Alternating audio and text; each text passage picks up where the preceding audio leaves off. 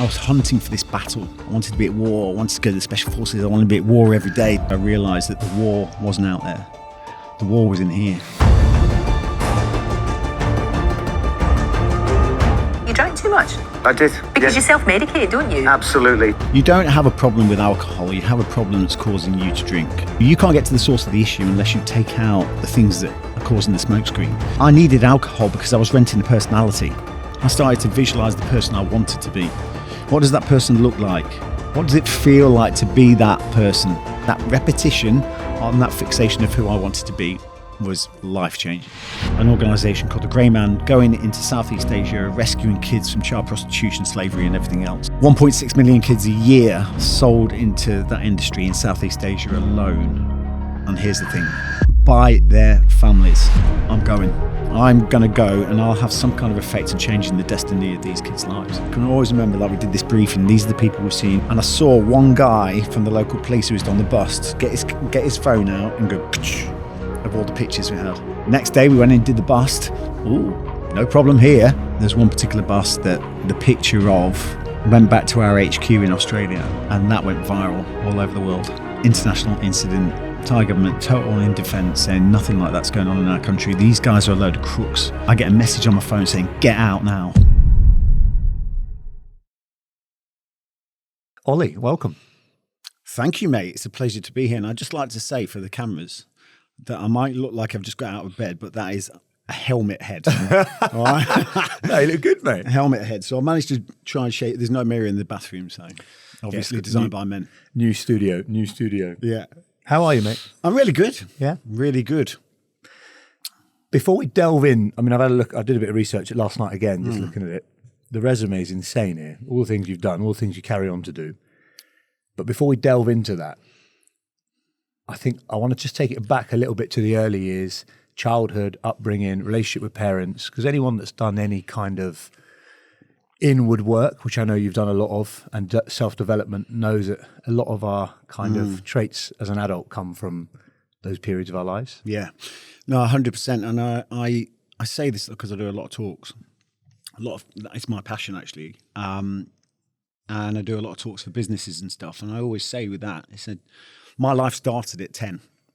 And people think, what does he mean by that? What I mean by that is my first memory of life on this planet. And that's because the thing that happened to me was so traumatic that I can't remember beyond that point. And a lot of people know the story, but for those that don't, I went to a circus. They were setting up in my local town, which was Burton-on-Trent, Staffordshire. And back in 1980, that was exciting. So give me a break. Showing your age there. Yeah, I am, mate. I am. I'm quite proud of that. We can talk about that as well. Interesting year this was, 1980 though. And we went to see the first person we saw, and it was one of the circus workers. Can we have a look around? Yes, lads, help yourself. Found myself in a big top, me and my brother and his best mate, and looking around. Nothing really that exciting. Then, as an inquisitive little 10-year-old, I saw a split in the side of the canvas. I'm like, I was compelled to go there. And I sort of walked away from my brother and his best mate, pulled the canvas to one side. The sun hit me straight in the eyes, blurred my vision, but when it cleared, I saw something in front of me that was far better than the big top. And that was a baby chimp. See, I was infatuated at that age. I won't say in love, I was infatuated with Tarzan. That was like a little piece of Hollywood for me. Yeah. Do you know what I mean? That was like, I was brought up with cats and dogs, but there's a chimp in front of me, and I'm like, oh, that's amazing, look at that. And obviously I was cautious, but made my way to it. Before I knew it, I stood over it, not much bigger than it. And it looked up at me with these big, beautiful eyes. And it sounds weird, but we connected. It was like this, time stood still. It was incredible. And then the monkey looked down, started picking something from the floor. And I was like, what's that?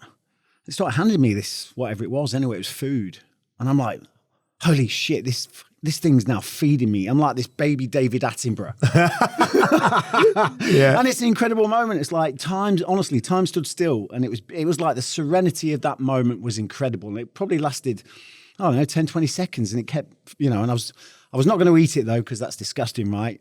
So I was sliding it along my cheek. I didn't want to break that moment. Sliding it along my cheek and throwing it over my shoulder. Brilliant. It's getting away with Clever it. at 10, well, And it was great. This was carrying on. But then that serenity was broken. It was almost like a fighter jet cutting through the skies. I heard a roar that I'll never forget to this day. And that was mummy or daddy in the shadows underneath the trailer that obviously saw me as a major threat to its young. And those shadows turned very quickly into what was a 50 kilogram chimp. I didn't get a chance to fucking weigh it, but it was big. And it was headed to me at Mach 10. And that was the most horrific thing ever. It was screaming. It was, going mental, showing its teeth, coming at me sideways. And I couldn't move.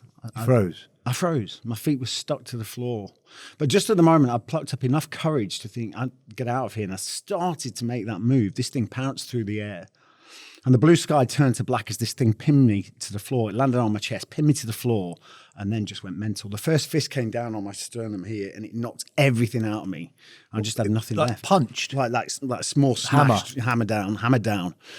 And then it knocked everything out of me. I had nothing, but then it just came down. It was like a drummer in a rock band, and I was the drum.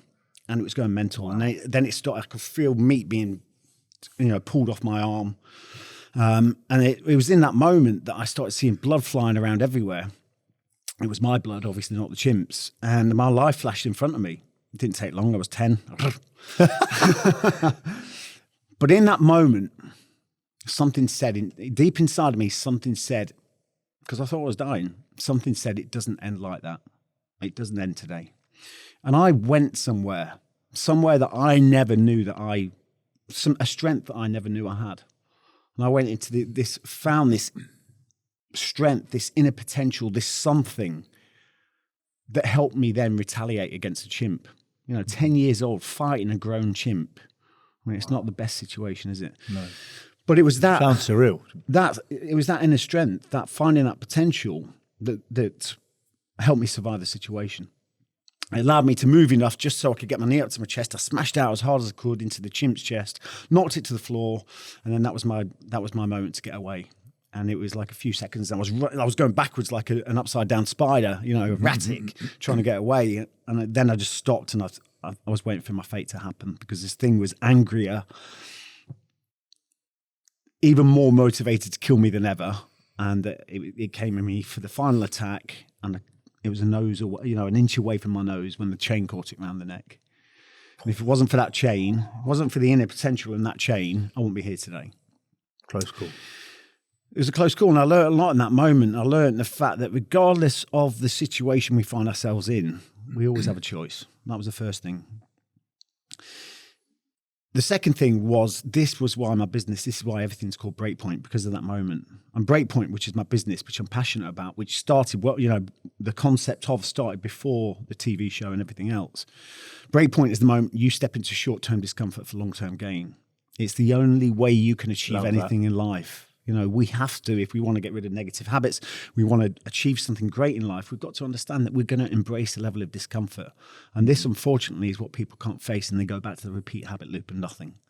So that taught me that. But I wouldn't say most importantly, but it did teach me, the third thing it taught me was that inner potential.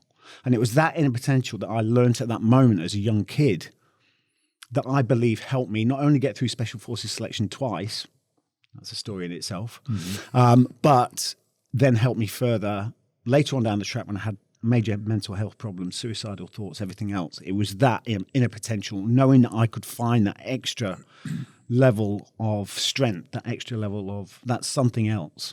Mm-hmm. And it was such a valuable lesson to me. But, there's positives and negatives to any situation, and it would also create in me a war. And it's great looking back now.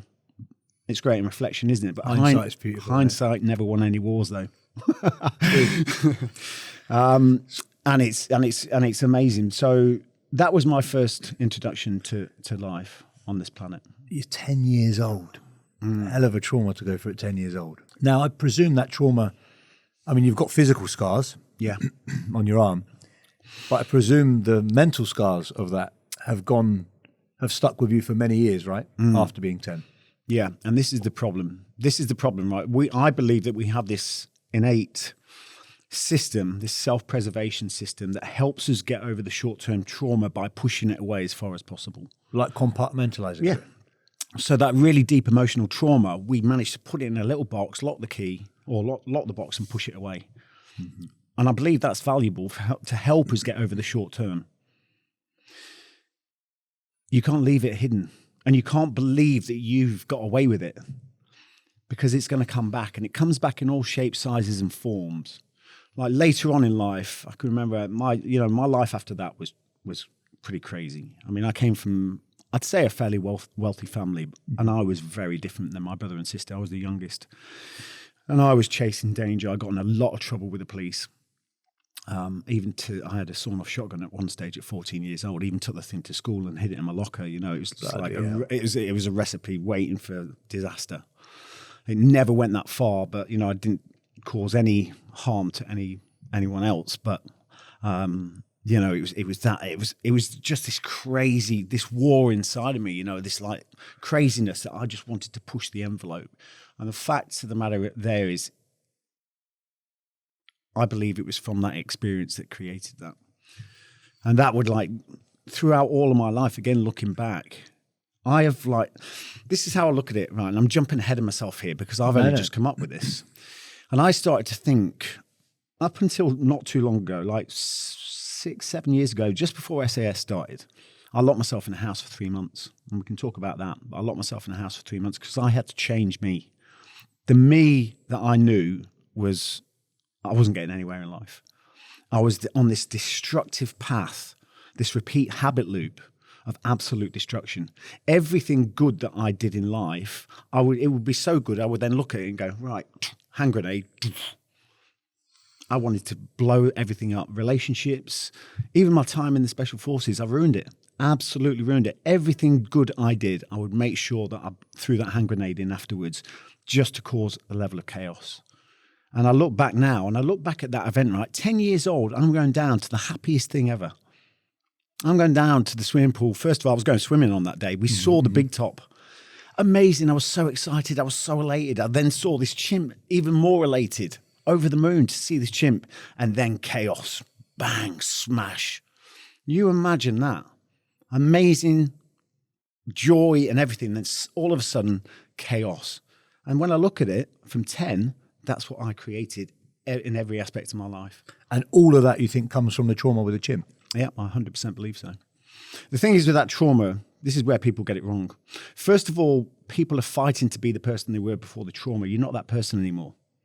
And the more you fight to be the person you are, the more frustrated and confused you become.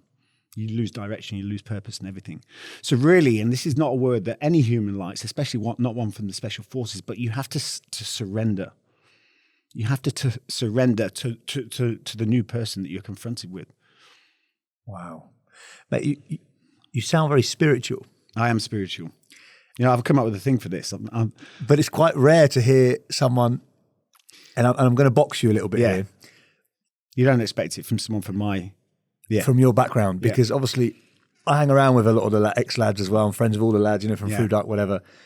And they've all got a mindset, very positive mindset, very progressive, like they're willing to learn and self-develop. But I don't normally see a real spiritual side to them. No, their EQ is very high. Yeah. Emotionally very intelligent. But this is the problem with humanity. That surrendering piece. The whole spirituality thing is something that we've been programmed to not engage with because it doesn't allow us to understand the true power of who we are. Now, I've come up with this thing. I'm thinking it's really clever. Only last week. But I've been thinking, because everything that I look into, I need to have it backed by science. Do you know what I mean? It's not going to, so I need to say. You're rational. I need to say, right, this happens because of this, and that's science. You know, so basically, science-backed spirituality, SBS. I like that. It is though, but it's science-backed spirituality. And I follow a lot that two people in particular that really capture my attention at the moment. There's a guy called Dr. Joe Dispenza. Yes. Who you know, to tell him that, that's a load of woo-woo when he's like got absolute science that backs spirituality. Also, Dr. Bruce Lipton. These two, know if I've heard of that. Amazing. Get on to listening to him. And they will tell you, you know, this stuff is backed by science. You know, and this is the truth. This is the source code of who we are. And this, we've been misguided, miseducated. And this is why people lack so much self-worth and self-belief.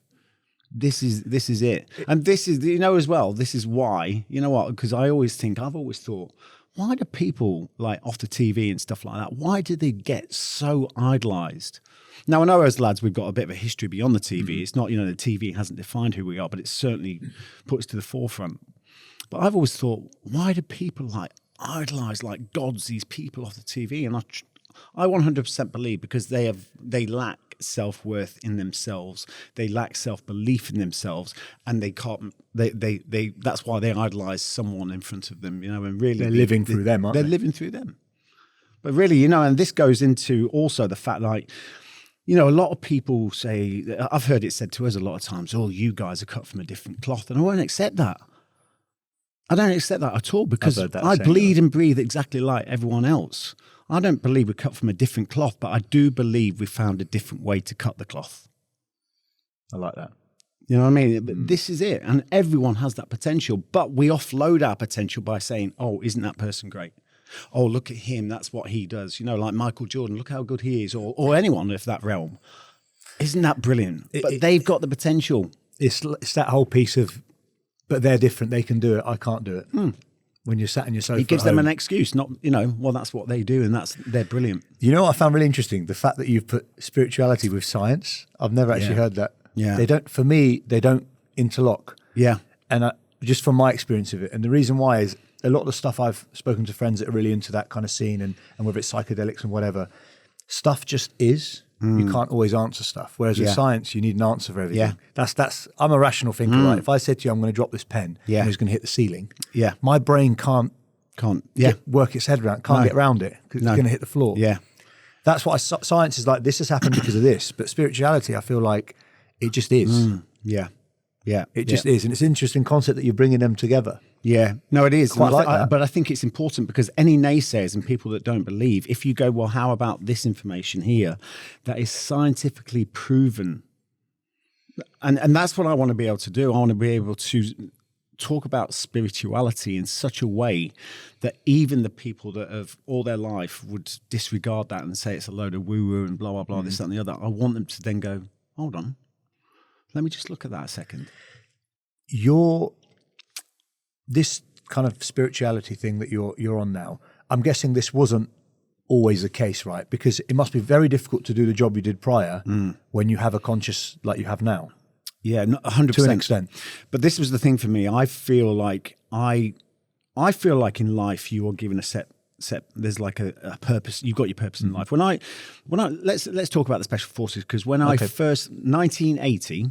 Same year I got bit by the chimp is the same year that the SAS stormed the Iranian embassy in London. Mental image in my head, as soon as I saw that on TV, I was like, oh my God, that was the seed. So I then no one in your family's been in the military, right? Yeah, my granddad was in the military. Okay, so there's a little bit in there. But it was really that seed that when I saw that, I was like, oh my God. It was just like, I had to... Although I didn't think I can be one of those guys, I thought, you know, that was like my military sort of DNA started to be stimulated, and that for me, you know, like at 14, that's quite a solid decision.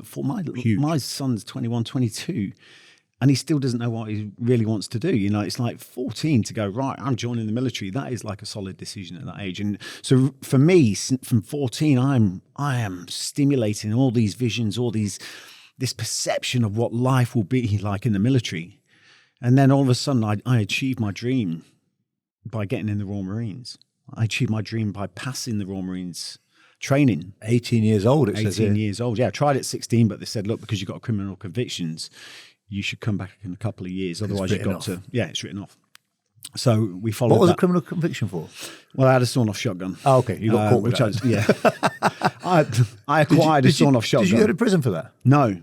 I went on it was weak in those days, wasn't it? Mate, if you did that these days, I'm telling you, it'd be a different story, I'm sure. But yeah, for me, it was like I was sure that I was going to do a custodial sentence. There was more going on than that. I was nicking stuff, and I was just doing I didn't need to nick stuff, you know, but I was just pushing the boat. Pushing the envelope. Just to rewind it back a little bit, mate. Like what? So you've had quite a kind of not wealthy, but comfortable upbringing. Good relationship with mum and dad-ish, till 10 years old. Yeah.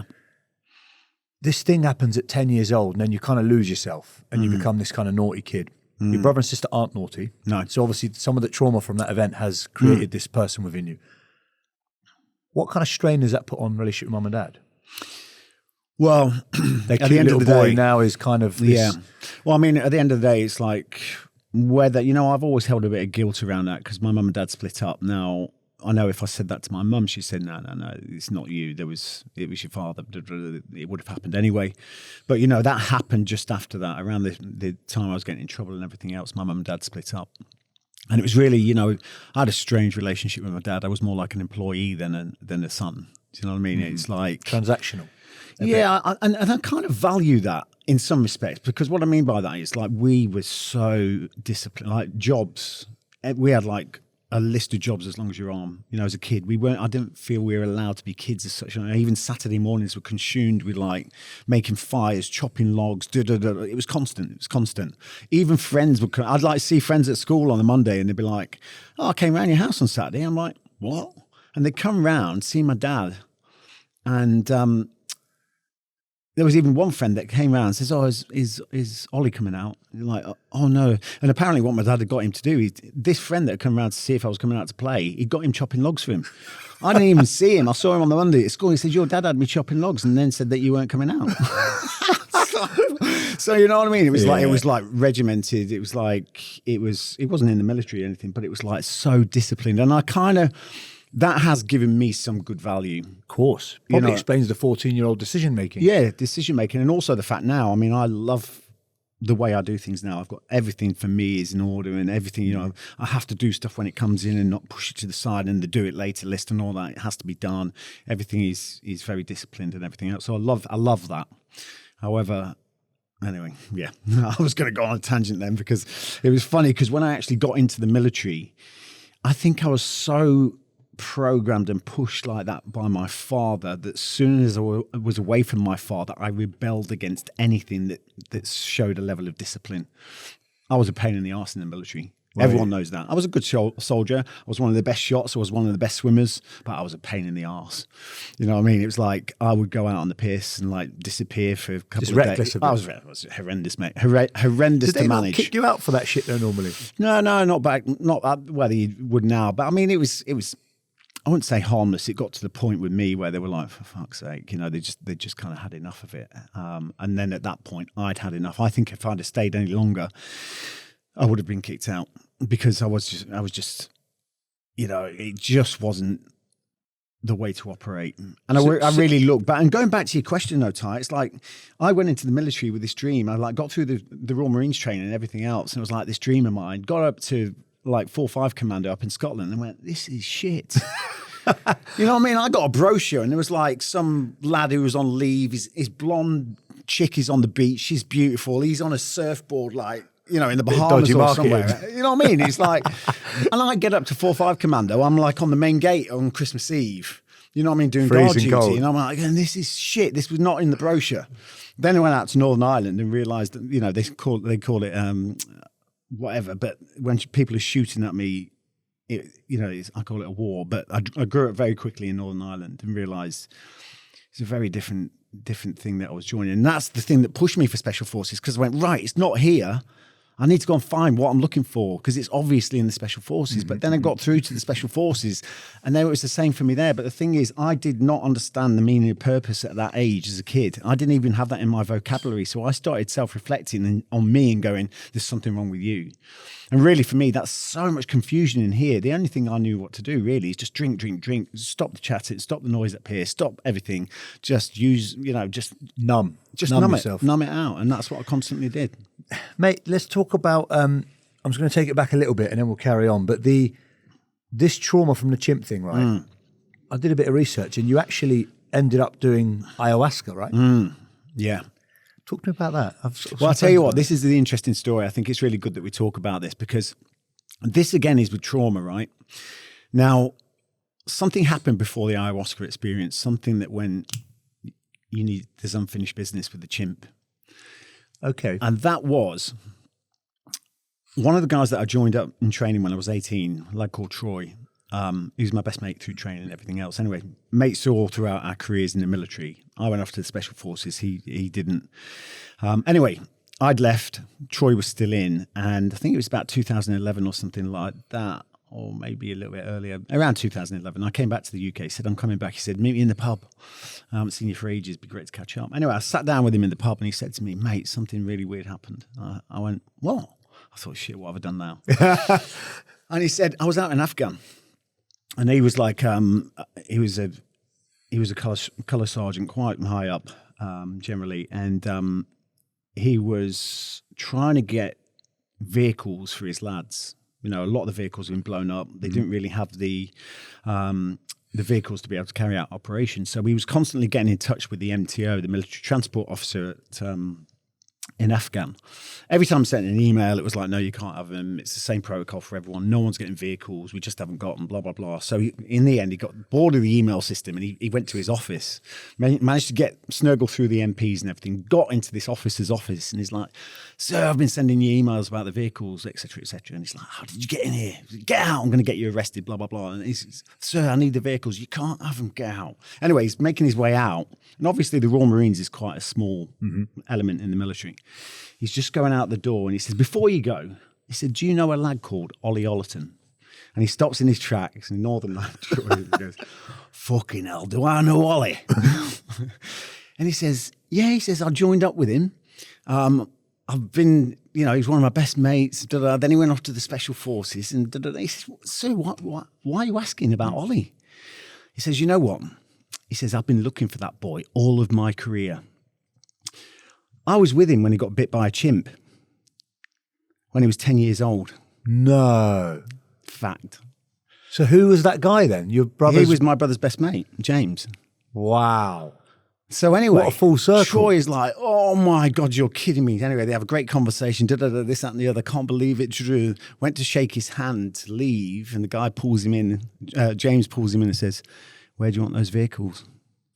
Wow. Got the vehicles for all the lads through that circle. When he told me that, and it just did happen to me just then, the hairs on the back of my neck stood up, and I went, what is this? What is this? And this is what a lot of people do, right? We don't analyze the situations we call coincidence. I don't believe in coincidence. And that's a universe. It's a universe. That had done a complete circle. And to me, that was a tap on the shoulder saying, there's unfinished business, mate. Wow. So then shortly after that, things started lining up. That re-trigger a lot of stuff, I guess. Yeah, it did. It did. It brought it back to the top. You know, it brought it back, and I was like starting to really amplify it. Yeah. And I really think this is the truth, right? Opportunities, goals, achievements, everything, they don't line up for you. It's you have to line up and then they show themselves. Once you get in a good space, you know, for me, I'd stopped drinking and this, that, and the other, and, you know, which was a massive achievement for me. And I really start to invest in myself, you know, the best investment you can make. And when I'd really start to, everything started working out. It was just incredible. You know, the TV thing happened, this, and it was just incredible. But for me, it was like, then all of a sudden, like an ex-girlfriend of mine, I was over Australia, I moved to Australia with her, but luckily she was a psychologist, but she saved me a fortune, but that's by the by. But she had told me, you know, I came back to the UK 2014. She told me she started looking into this ayahuasca. Plant medicine, yeah. Yeah, and she said, I think you could get so much. She obviously knew me when I was working in Iraq as a contractor, absolute mayhem. And she said, I really think you could get a lot from this. So anyway, it was that seed was like in there. And then all of a sudden, the universe starts lining up. All of a sudden, you know, I've been looking at stuff on Instagram and I've been looking at ayahuasca and this, that, and I found this thing called Heroic Hearts Project in the US. And I started liking some of their stuff, you know, about ayahuasca and how it's helping veterans and everything. Next thing, I get a message from the guy that owns or started that company or that project, and he says, hey mate, you know, this is shortly afterwards, hey mate, I'm in London in a couple of weeks, would you like to meet up, because we've got a retreat coming up, I wonder if you'd like to be part of it. And I was like, fuck, it's all aligned, isn't it? Yeah, it's all lining up. And that's another thing for me, you know, a lot of people, when those things happen, they go, oh, coincidence, oh, that's weird. It's not weird. This is not weird. This is how things line up. It's a sign. It's the universe talking to you. It's lining things up for you. Anyway, cut a long story short, I'm like sitting there thinking, well, I'm good now. You know, a lot of people, it was for veterans, I'm thinking, I don't have any problems. You know what I mean? I'm good. My life's great. I'm making money, this, that, and the other. I've done a couple of books. You know, life's great. What do I really want to deal with? But then I'd heard people that done ayahuasca, like people in business, that it's just opened, expanded their mind and allowed them to be a lot better, you know, in everything they do. So I thought, I'm going to go anyway.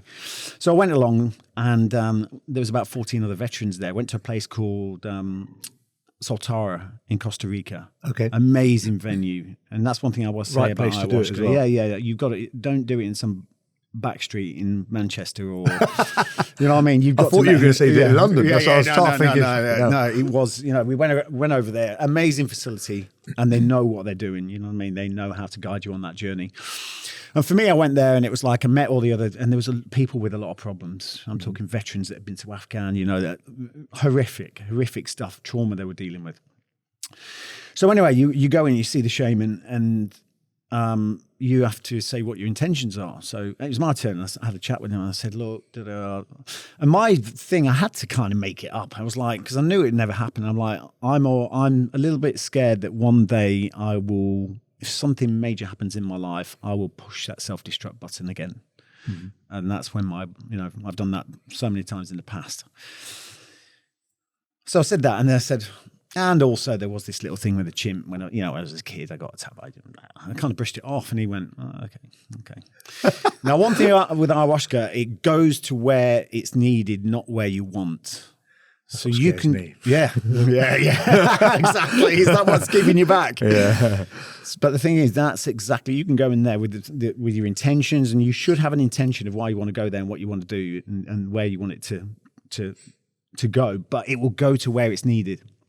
So I went in, and the first night we took the ayahuasca.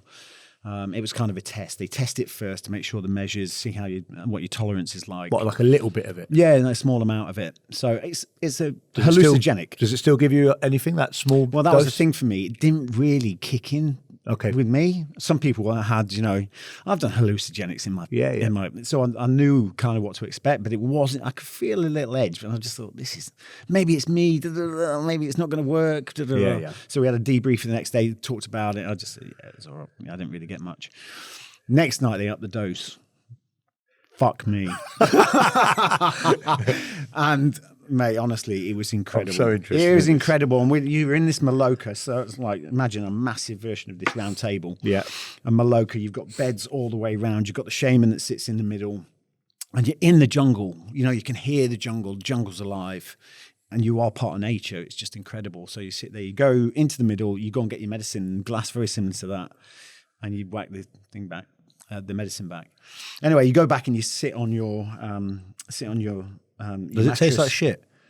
I mean, it's not something that you'd, you know what I mean? Mate, I used to have tuna smoothies, so for me. So for you, it was lovely. Yeah, to get protein into me, I used to have tuna smoothies when I was in Iraq. But anyway, it was good. But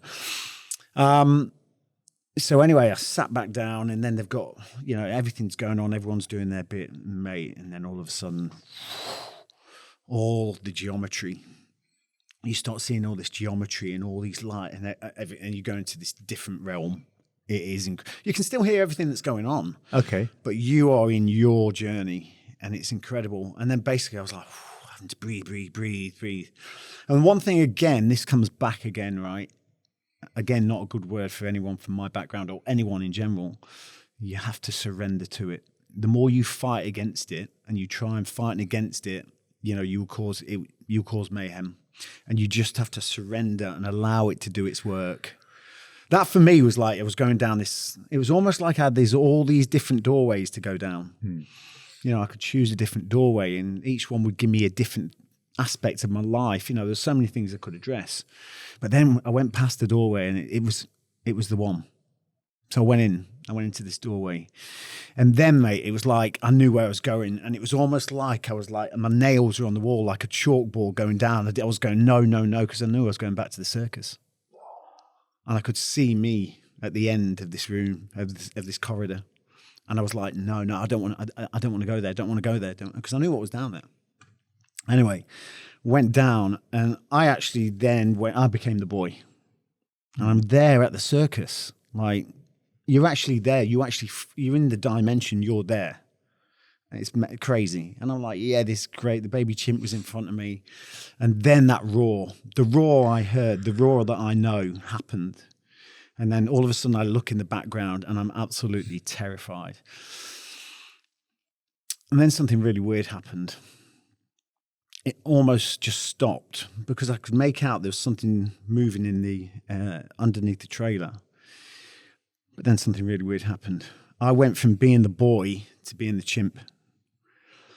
And when I say that, it was so real that because I'd been lying down up until the point I came to to my baby here, I'd been lying down in the sun. It was a hot day. When I got up as the chimp, I could feel the leaves falling off my back. I could feel all the hair on me as a chimp. Wow. And I became the chimp, and I was looking at me over my young. And honestly, then like you see on Terminator, you see the readout. Mm-hmm. I had the readout going threat, and it was pointing at me. Threat, like red readout, this computer screen readout. It's crazy. And I was getting ready I was getting angry. I was getting ready. And honestly, I'd gone from my mattress where I was, and I was like a chimp, with my fist in the floor, and I was roaring. I was roaring like a chimp, like on the day, exactly the same as on the day. Then I thought, I was about to attack. Then I went back into the boy. And I'm like, it again stopped. And straight away, I started to feel compassion for the chimp. All the time I told that story, I was the victim. All the time, it was me, and poor me, and me. This happened to me. It was all about me. For the first time ever, I took myself out of being the victim, and I became something bigger. I was part of that. It didn't come looking for me. I went into somewhere I wasn't supposed to be. Of course. And then I started to feel so much compassion for that chimp. The fact that it would do anything to protect its young. It would sacrifice its own well-being, its own physical well-being to protect its young. And then that whole compassion piece, I started then to think on every aspect in my life, all the pressure I put on my wife, who's got a son, who's now my stepson. I put pressure on my wife, to do stuff with the business and this, that, and the other. And it made me realize that there's nothing more important to her, whether she would say it or not, than her son. So the whole lesson with that was compassion. It was compassion, just so much compassion, and taking us out of being the victim. 90% of people on this planet are actually embracing being the victim. And it's not, we are creators. We're not victims. Mm-hmm. And it's such an important lesson. So that happened. Anyway, that kind of ended. I came out of that and it was like, whew. I had the debrief the next day. Then I think, right, me and the chimp are good. You know what I mean? It's all good. Great. I wonder what's tonight. And so the next night we went in, I said, give me more. I want more. So I went in, this later on. We had the debrief and everything. Give me more. And when we did the debrief, everyone was saying, Jesus, you were like this crazy animal. I said, I know I was. So you were physically moving as well in the room? I was in that room. Not just laying mentally. I was on there. I was roaring at the top of my voice. And I was like sat like a chimp with my fists in the floor in front of me, like just roaring like a chimp. Like, it was mental. They said, yeah, you were the animal. I said, I know I was. So, and then the next night we did, the same thing happened. And I'm like, I've dealt with the chimp. I've dealt with you. I don't need to go back down here. I'm scratching down the walls again. It was like, I went into the boy. And then the thing that I really didn't want to happen happened. And the whole thing played out. I got attacked. And I went through that physical event that happened for me at 10 years old. In my head, since that 10-year-old, because I'd locked away that intimate trauma, there was no noise. Mm-hmm. That sounds weird, but there was no noise around it. So every time I reflected back on it, there was no emotional attachment to it. There was no noise. There was no nothing. For the first time ever, I felt every emotion of that attack. I was petrified. I was screaming for my mum. It was horrible, absolutely horrible. Then all of a sudden it stopped again. And something said to me, what would have happened if you hadn't retaliated? And I stopped. Anyway, and then I just stopped, didn't retaliate, and I lay down. And I can remember I lay down, and I opened my eyes, and looking at me straight into my eyes is my wife. Her blue eyes, and I said to her, don't be scared, don't worry, just come with me. And I died. I died and went into the spirit world. I was no longer a physical presence, I was spirit. And it was incredible. It was just the best thing ever. Like the noises, everything. I was no longer a physical body. It was just part of this amazing place. I didn't want to come back. Is that quite an emotional bit? That yeah, it was. You know, I didn't even when we went in there. I didn't actually. You know, I couldn't then look at my wife. We weren't physical anymore. It was just like we were. I don't know, just part of this. And I didn't want to come back. And then I heard a voice saying, "People need you." So I came back into me as a physical body. And I can remember that moment, mate. I then woke up from that and I was like, I went to the shame and I said, I've seen it. I know what this life is all about. I've seen it. And, you know, it was like an epiphany for me. It was incredible. And I came out of there and then we had another one the next night, which is really, they call it the landing, where they bring you down, slightly smaller dose and they allow the plane to land, if that makes any sense. And that was a massive... For me, it was some incredible lessons, you know. And when I got back after that night, I was like scrolling on my pad, like mental, mate. It was like crazy. And there's a couple of things I came up with, and I don't know why I came up with this first one, but it was like, just because you can say sorry doesn't mean you can do it anyway. And secondly, pain screams the loudest when it's dying. And that to me means so much in everything. Yeah, because it does. Whenever you want to change, look as a typical example of a relationship. It screams the loudest when it's really falling apart. And you have to understand that may be the death of something, but it's the birth of something new. And it's the birth of something new that you should reflect on and not try and put a Band-Aid on, which is the obvious thing to do, isn't it? But that's the same with everything in your life, anything you're trying to let go of. And this would, you know, that when I reflected back on my life, there was so many incidents where this had happened, where you think, oh my God, my life is falling apart. And you've got to sometimes allow that to happen and understand without that falling apart, you are never going to have that something new, the birth of something new. It was an incredible moment for me. But the thing is, you come back to society and then you get all that goodness gets diluted again. I have friends that, one of them that does it kind of every sort of 3 to 5 years, he goes and does it again. He's done it like 14 times because he said exactly what you just said. He said, you come back to the real world. Yeah.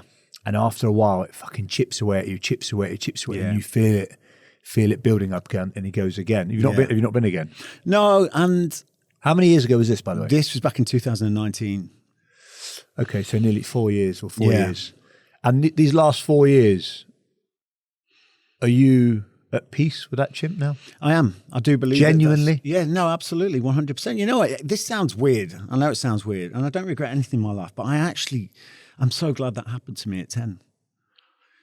And I know that, I obviously didn't want it to happen at the time. But you know, looking back, it's so many life lessons from that. And it really did create the person I am today. And, you know, for me, that was what I had to resolve with that, you know, and that was the thing for me is like, I then just reflecting back and understanding there's good and bad with every situation. That did help me find that inner motivation, that inner power, which helped me get through the special forces and everything else and blah, blah, blah, and mental health issues. But, you know, the negative side of it was the fact that I would find whenever I did well in life, I would then blow it up.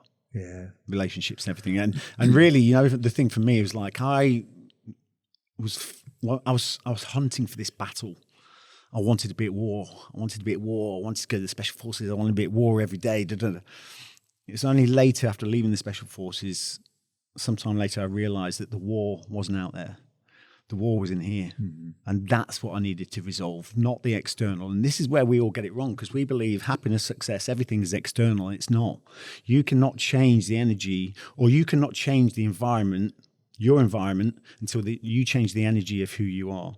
You know, you might go, let's say for a business, for instance, you might go and get a loan from the bank and say, right, I'm going to buy this, I'm going to do that, and that's going to change. And you'll get that honeymoon period for a little bit where it's all happened. But before you know it, your subconscious behaviors will then start to take over and you'll be back to square one. You'll be just dragging your shit with you and then you'll be back to square one. So you can't change anything until you change the energy of who you are. And I think this is so important that people start to realize that 95% of our habits and behaviors by the time we're 30 are a repeat pattern of yesterday. Only 5% of our minds are creative, allows us to be creative. There's only 5%. So 95% is just a repeat of yesterday. And this is why I talk about, you know, spirituality backed by science and everything else. You know, when we start to understand that is just our survival instinct, I say this, right? in all of my talks to everyone, and people need to understand their primal coding. There's nothing more important to us, each and every person on this planet, than our desire for survival. Not how many followers we've got on Egogram. Not how, Very true. not the house we've got, not the husband we've got, not the wife we've got, not the car we've got. That is our desire for survival is the strongest subconscious behavior. This is like when you're born, that's like buying a computer with default software on it. That's your program. Now, before us go on to that, the first 0 to 7 years is where you're programmed by your environment. And this is why the Jesuits have been teaching their people for 400 years, give me the boy until he is 7 and I will showeth the man. Those years are basically this human organism learning its environment so it can adapt and survive in that environment. Now, there's a few things that, unless you're aware of them, this is the program. This is if you want to call it the matrix, this is the program, this is everything else. And that is, our minds were programmed for survival, not success. How does that affect who we are? Just to prove that, can you relate to this, right? You go to somewhere, you meet a load of people you've never met before. Okay. Shake hands, my name's da-da-da-da-da. Then you go out and then you see them again and think, fuck, I don't know what their name is. I can relate to that. Always. Everyone. Yeah. Face yes, name no. Yeah. I'll tell you exactly what's happened and why that happens. And that's the fact that when you know you're meeting someone new that you haven't met before, as soon as you see that person, your mind is going through the thousands of different people you've met throughout your life, through that database, and trying to add it to an emotion. When you can't find that picture or the emotion, you're on high alert. That's why names are absolutely irrelevant.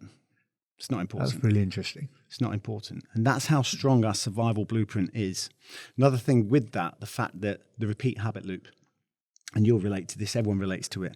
But our minds, when it comes to survival, want us to do what we did yesterday and the day before that and the day before that and the day before that. Because as far as your survival mind is concerned, it's kept you safe until today. It's familiar. It's safe. It doesn't give a shit if it's a good situation or a bad situation. It just wants to keep you locked in that repeat habit loop. And this is why people don't achieve anything.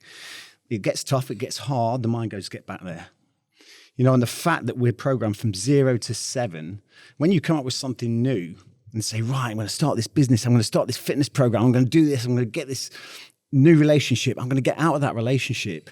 Once it's in the frontal cortex, which is only 5% of your thinking power, what happens then is your subconscious gets hold of it and says, let me show you how that's done. Based on the programming you had from 0 to 7. Preset bias. That's fact. Yeah, that's fact. So you can come up with whatever you want to come up with, but your subconscious will deal with it in the way it's programmed. If you're told when you're a kid, you're worthless, you're this, you're that, you imagine between 0 and 7, you're on record. Your head's on record. So if you've heard that as a kid, you're useless, you're there, and you know, from your siblings, from your mum, everyone around you, that becomes part of your program. So as soon as you come up with something, I'm going to do this, I'm going to do that. Once it's got over that little honeymoon period, your subconscious will go, can't you remember you're not worthy? Can't you remember you're useless? Can't you? That is the program. How do we break out of that? And the reason I ask that is I've had so many guests in, they all say similar to you. They all say, you know what? I don't regret that happened to me because it made me who I am. Yeah. I don't regret that happened to me, made me who I am. So, and that 0 to 7 piece is really important. I'm an ambassador for Dorset Mind, which is a mental health charity, local one. And in our training, we do 2 to 7, but very similar. Yeah. 2 to 7, you're like a sponge. But when I first found that out, I was thinking, fucking hell. Like, how many of my friends' kids are we around when they're 2, 3, 4, and we're talking about stuff, or their parents might be acting a certain way, thinking, he's only little, she's only little. Yeah. But they're subliminally being programmed. They're on record. But those people who have had that trauma or have had that experience that maybe is not as positive as others, how do we then break out of that habit loop? Because naturally, you're right. I really resonate with that. I keep trying new things, and my body keeps bringing me.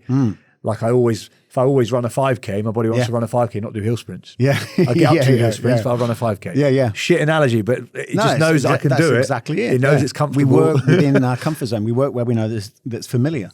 We avoid stress. We go the path of least resistance. These are all the things that are that survival mind. How do you get out of it? There's three things that influence the subconscious mind.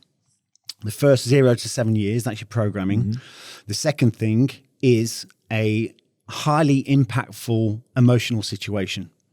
So if you have something that happens to you that could be a good thing. It could be the fact you got married. It could be the fact something you've met the love of your life, whatever it is. But it could also be the bad things.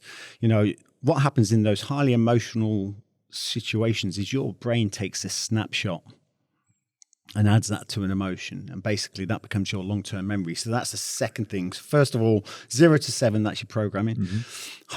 Something of high emotional impact, that's another thing that can influence your subconscious mind. And the last thing, and this is how we reprogram, is repetition. Repetition. That's the only way beyond 7 that you can then reprogram the subconscious mind. This is why it's like everyone goes like on about Michael Jordan. They go on about Tiger Woods. What do constantly? Practice a shot in their head before the game. Everything. They've gone through the shot constantly. And everyone goes, oh, isn't it brilliant that they do that? You can do it as well. And this is the way that we change the subconscious mind. That for me was a revelation, because I actually understood. This is when I got into that house. This is when I learned all this stuff, when I got into that house, because I was like, how the fuck am I like, I know what I'm doing wrong. You know, I knew I was going into situations, relationships, work, everything, and just said it was good. Well, this is boring. Chaos. And a lot of it was fueled by alcohol. It was, you know, alcohol was the platform, you know, to really amplify that chaos. Now, I knew, all right, well, it's easy, isn't it? Just stop drinking. The solution is right in front of us, but doing it, we just can't do it because it's as simple doesn't make it easy. But really, that's what you have to do, constant repetition. Like 60,000 to 70,000 thoughts a day go through your frontal cortex. You know, loads of stuff, and that's stimulated by 5 senses from the environment around us. The more you think a thought in your frontal cortex, it starts to then impress upon the subconscious mind. The subconscious mind is like the master receiving messages. It's the blind master receiving messages from the frontal cortex. So someone that's saying, I'm not worthy, they're told by their friends, they're not you know, this, that, and the other, by their parents, by their partner, I'm not worthy. If they're constantly hearing that message, that then becomes part of the program. It's exactly the same way as when you drive a car. You know, the first time you drove a car, it's like your fucking head's going to explode, isn't it? Yeah. Can't make sense of anything. You know what I mean? How am I ever going to do this? Motorbike. Yeah, or a motorbike. Even worse. Absolutely. Or a submarine. I've not driven one of them, But it's absolutely cognitive overload. But you know, after like 6 months, you're driving to your destination, you're like, you've Spotify on, you're on a conversation with your mates, your hands in a bag of crisps, and you don't even know how you got there. Because basically it's gone from your frontal cortex into the program. It's become part of your subconscious programming. So that repetition is the way that we do it beyond 7 years old.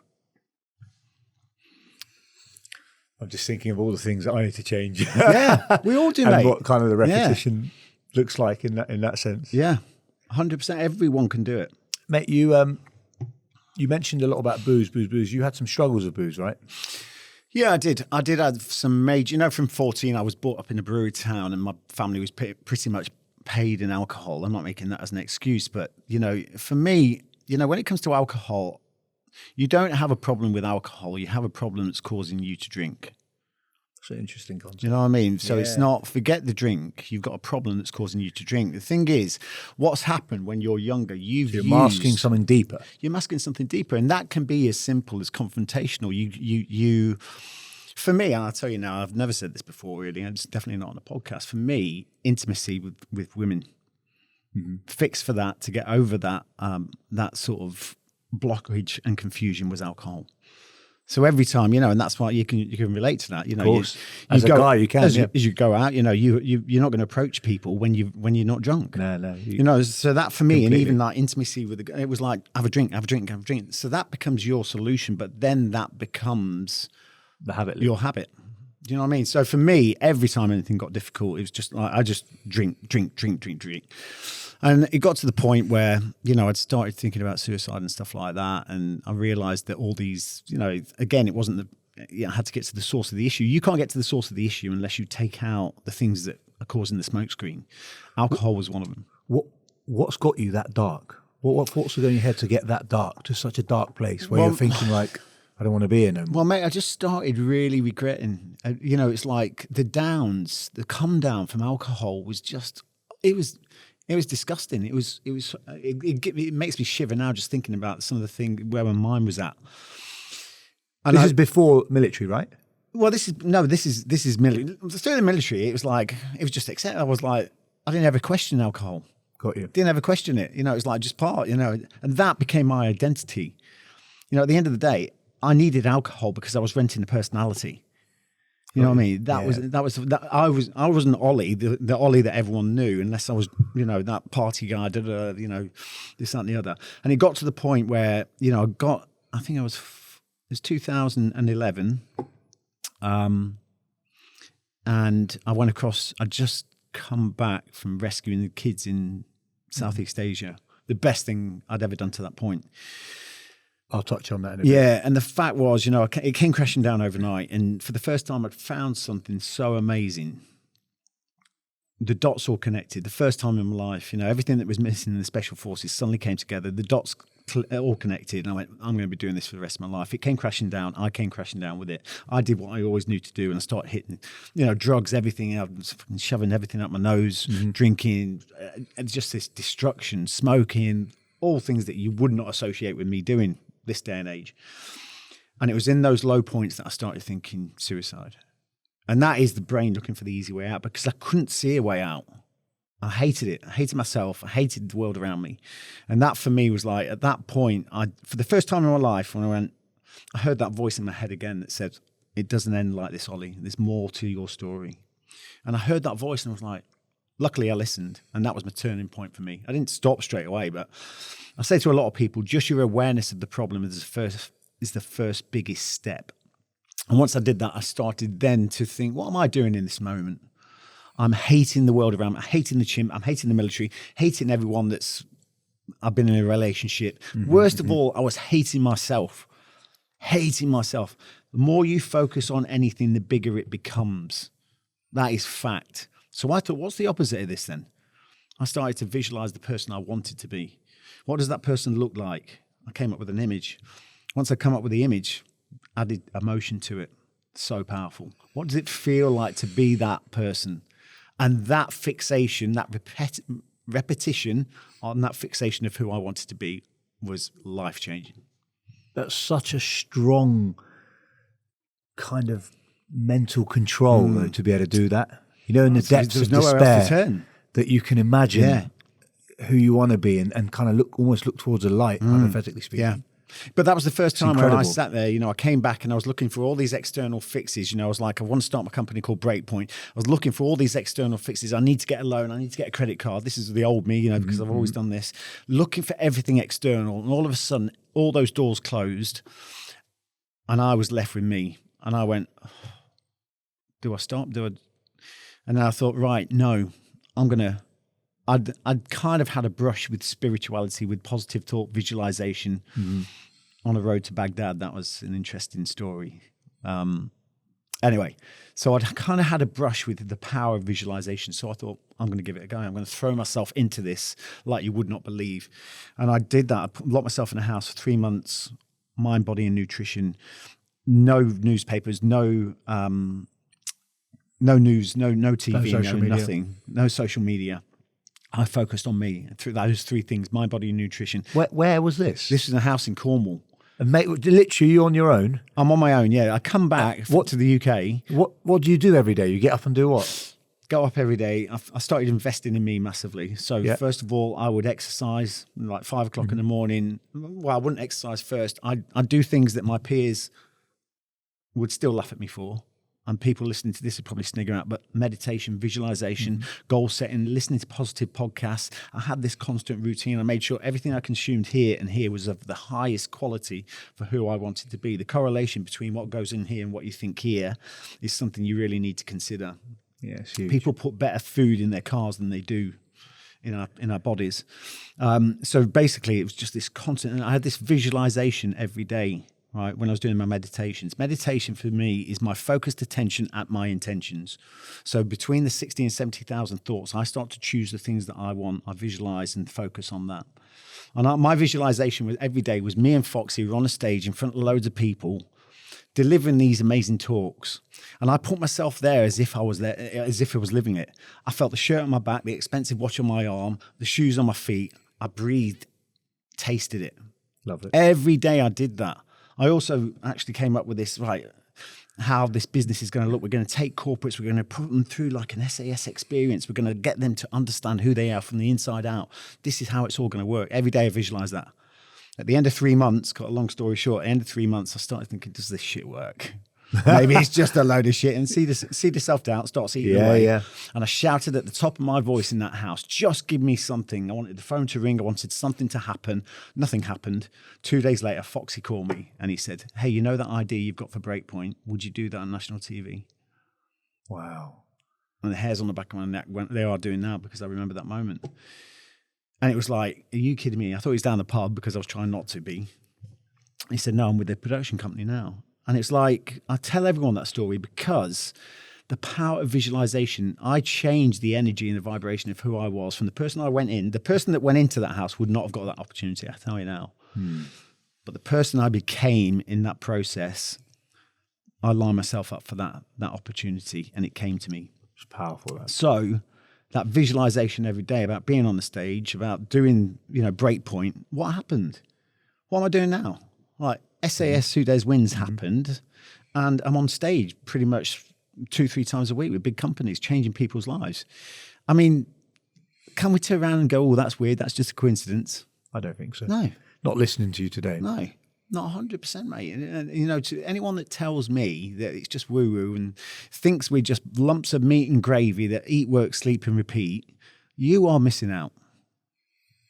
Such an interesting concept hearing it from you, mate. Yeah. Genuinely, because I don't know, you're an all or nothing kind of guy, aren't you? I am, mate. I've got a book called All or Nothing. But yeah, I am, mate, 100%. I'm a bit like that, but that's a bit of a curse. It is. It's not always a blessing, is it? Blessing and a curse, yeah. Yeah. No, it's not. And this is why, for me, I couldn't find that middle road. You're probably the same, aren't you? Yeah. For me, it's like alcohol.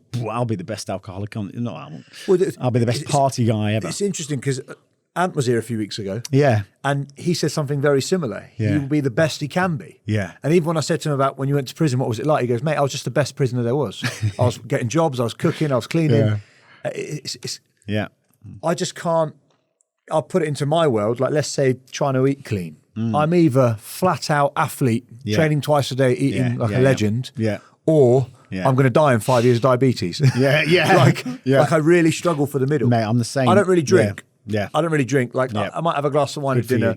Yeah. But because if I drink, I want to get pissed. I don't understand the 2 beers at the pub at night. I don't. Not there's anything wrong with it for anyone that's doing it and listening. Yeah. I don't get a pint after work every night. I don't understand what that brings to my life. Yeah. I drink to get pissed or I don't drink. Yeah. I take drugs to get high or I don't take drugs. Yeah. I don't. It's a purpose, isn't it? There's a reason you have that. If that's alcohol, there's a reason you have that. But the thing is, I found with me, right, this middle road So do you not stuff, have caffeine, by the way? I do have caffeine. Okay. It's my one vice. And you know what? I've said to I was myself. just curious because you're drinking turmeric latte. Turmeric latte. I've had 2 coffees today and my Okay. sleep is valuable. But the thing is, this maybe you relate to that as well. The thing is, for me, it was like me being this sort of, I'll control it. And I've tried it. I'll control the alcohol here. But the thing is, this mega disciplined and all or nothing person over here, if I have one drink here, the damaging effect it does to this over here is quite incredible. I can have one drink and I'll just go, oh, nothing matters. Let's just have loads of drinks. It just takes one drink to really damage this over here. And it's... Is there do you ever find there's an off switch in you? Or do you always think that you're always charged up, ready to go? No, there is an off switch, and it's something I've learned more recently. Because I struggle with that myself, that's what I'm asking. No, I'm a driven person. Yeah. I'm always a million miles an hour in my brain. I stay very calm on the surface, but in here it's fucking mental. Yeah. No, the thing is for me, and I totally understand where you're at, and a lot of people say, how do you deal with what do you do to relax? And it's like, well, I've got 6 motorbikes. And they go, well, that's not relaxing. To me, it is, because there's not much you can really think about when you're in control of something like a motorbike. You're on point. You have to be focused. You know what I mean? If I sit watching TV, relaxing in its most common terms, before you know it, my brain's like, I'm thinking about an argument I had 40 years ago and something I could have said differently. No, I hear you completely. Do you know what I mean? Or the laptop's made its way onto I'm doing something else. I cannot do that. So, skydiving for me is another one of those things. It's like, You Do just you still skydive? yeah, I love it. I haven't been for a few. I need to get back up in the air, but I haven't been for a few years. I've been meant, you might have seen on my Instagram, I've signed up to do one this year for Dorset Mines. Yeah. I've never done one before. Where are you doing it? I don't really like flying. I don't really like heights. Should go So, well so then. all the things that I don't like, that's why I'm doing it. All the things I don't like, I thought I'm going to have to just face these fears. Yeah. It's been cancelled 4 times due to wind. Go skydive in Salisbury. Salisbury? Yeah, Salisbury, yeah. But yeah, I've moved it now to October 29th. I am petrified. Like my palms sweat when I talk about it. Yeah. It's not a natural thing, is it? Jumping out of a You know what I plane. mean? It's not. Foxy makes me laugh. He said to me once, like the first time he ever went in a plane, he jumped out of it. Oh, he'd never flown No. before. Fucking hell. What a nutter. You know what I mean? It's like, that is funny. But, it's not a natural thing to do, but the power of actually overcoming that fear. Because it's one of them things. Where can I go in my head? Okay, so let me explain what I mean by that. Yeah. I'm going to sit on this tiny plane. I'm a little bit claustrophobic anyway. I'm going to sit on this tiny plane with not a lot of room tied to someone. That makes me feel a bit nervous anyway. It's one of the reasons I started jiu-jitsu, to get over the claustrophobia. Yeah. Secondly, I'm going to take off in a raggedy old plane, not a double-decker flying to Dubai with fucking beds. Yeah. That's a fear. Yeah. And then the fear of jumping out of a plane, the heights element. Yeah.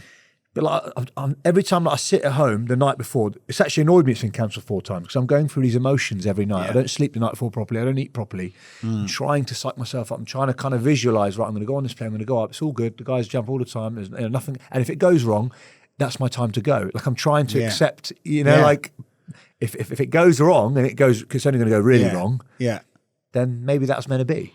Maybe that was the way I was meant to go. So I'm trying to accept it. Trying to accept. But I'm still struggling with it, mate. Yeah. Like I'm still anxious about it, even when I talk now. Yeah, but the thing is, this is typical of where the problem lies with the majority of people. We're forever worrying about what's going to happen in the future and regretting our past. And what we're missing? Living in the present. Yeah. Living in the present. And I know it's easier know said than this, done. Easier said than done. Fear is a mental and emotional rehearsal for something you don't want to happen. You know what I mean? You don't want to happen. Yeah. So what you now? There's two things here because you've heard people going like, "I've got no fear." Anyone that's got no fear is either dead or they're dying soon. You know what I mean? Fear is there. Yeah. Let's not go there. Yeah. But you've got to understand that you really have to live in the moment and not start. You are just the things for me. It's like I've thrown myself out, done this, that, and the other. And the way I always get that little sense of fear. But you have to be the emotional. You have to be the emotional observer. Otherwise, you become the emotional victim. Got you. And that is, you're meant to have fear. Thank God for fear. Tell you what, fear drives you to do a lot of things. Fear of not performing, fear of failure, fear of this. That drives you to do stuff. I was thinking on the way here, God, and your mind goes, oh, don't think about that. And I was thinking about something, I can't even remember what it was, but I thought, oh, that was it. I'm driving a motorbike along and I'm putting my feet on the pegs, not sat on the pegs, but extended out. Yeah. And then all of a sudden I thought about my foot catching and snapping my ankle. And I went, oh, don't think about that. I do that exact thing. And then I went, hold on, do think about it because it's going to stop you from doing it again. Yeah. And that's just, I thought about that when I came here. But that is exactly it. We've just got to understand that fear and everything is there for a reason. But how much we accept of it in any given situation is for us to tolerate. So we all, at the end of the day, yes, I appreciate there's a certain amount of fear and I've got to appreciate that in this situation, but you can't allow it to consume you. You know what I mean? And that's, like I say, it's good that it's there. But the thing is, you've got to really just try not to think. You've got to, have confidence in the fact that how many people have jumped out plane? You've probably got more chance of dying on the roads than you have. 100%. You have got more chance of dying on the roads.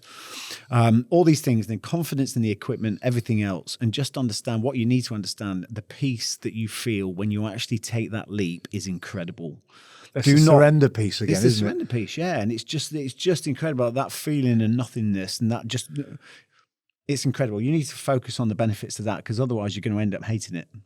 Yeah. And not enjoying it, and just at the end of the day, just try and it's avoid over in 3 minutes anyway. Yeah. No, I tell you what, what were we talking about? Yeah.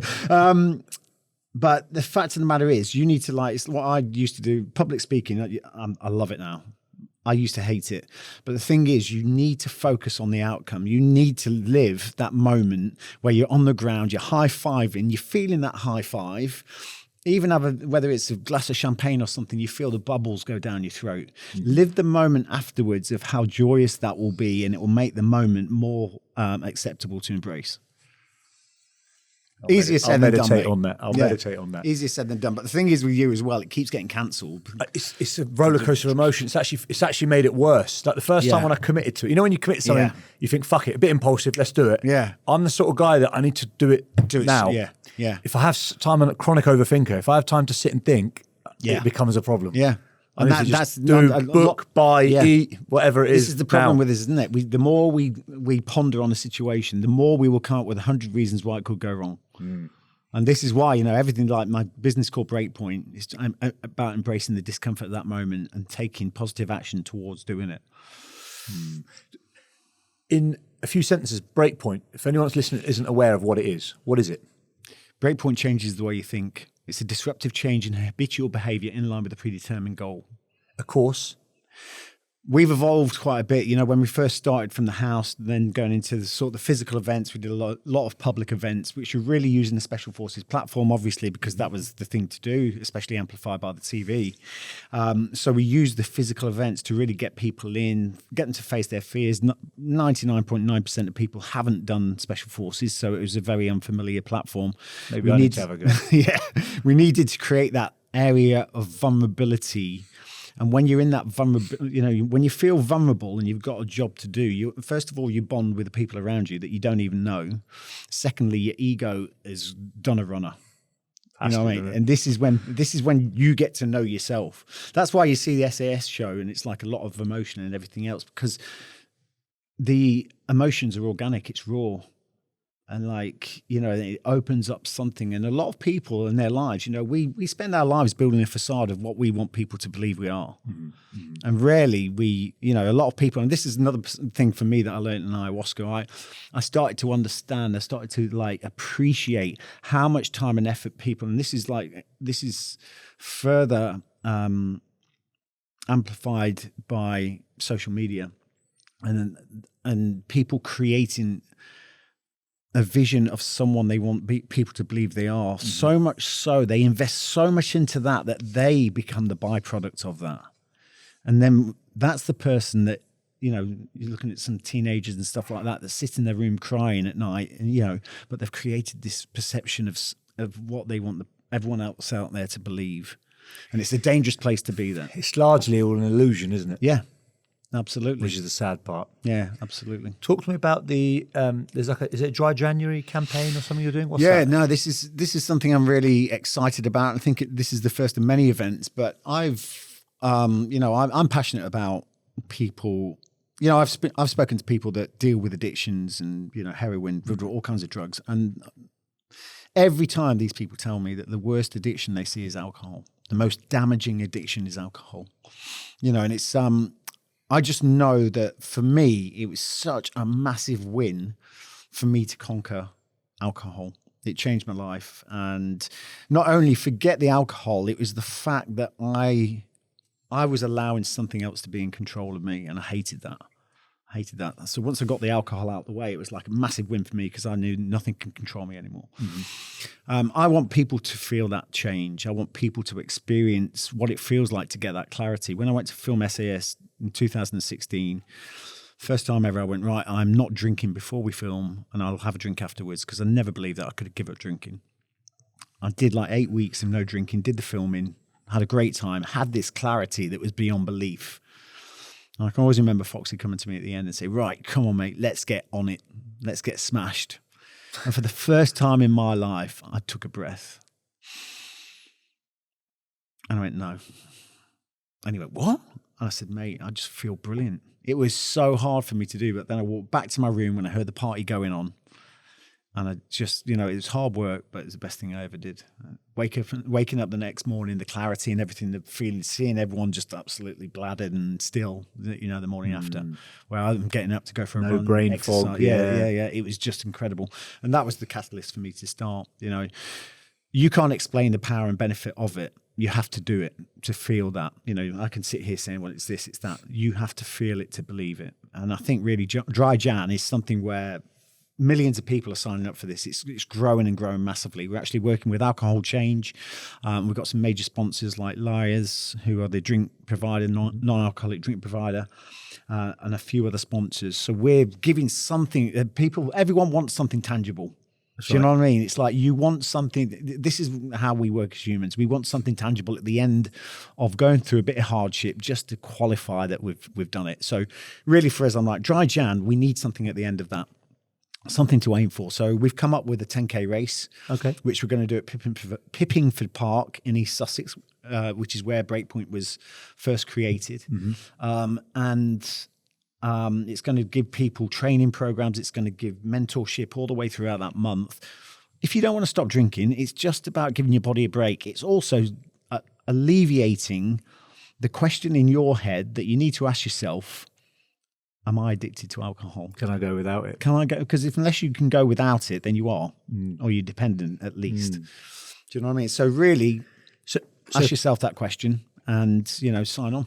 So if people want to find this, what was the website? I think we've actually got a website link up. We can give you the link. Okay, and they can follow the link. You can put it in the notes. So they come on, they sign up, and they do a month of no alcohol with some mentoring and some coaching. Yeah, we've got some big players on board as well. Some people that have changed their life through not drinking. So we're going to have some podcasts. We're going to have we're building an amazing community. And at the end of that 10K race, it's not like other 10K races where it's right, get your medal and fuck off or whatever. Yeah. At the end, there's going to be we're getting the community together. We're going to have talks. It's going to be amazing. So it's a really great event, and we're looking at.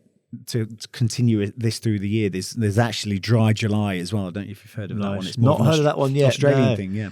No, I've heard of Stoptober. Sober October, Stoptober. Yeah. So I think it's really some people at the end of that journey will go, I want to keep on going. Yeah. Most people actually do. Yeah. Most people that I see in our gym environment that have started some form of diet or sugar cut or something, just to kind of get themselves back on track. When they get to the end, they're like, I actually can live like this. Yeah. Like, I don't know why I've not been, and just carry on. Yeah.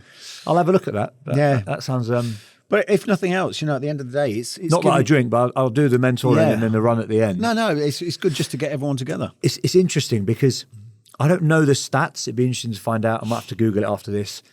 But I feel like the new generation, I know that the younger generation are some of the least drinking generation ever. Yeah.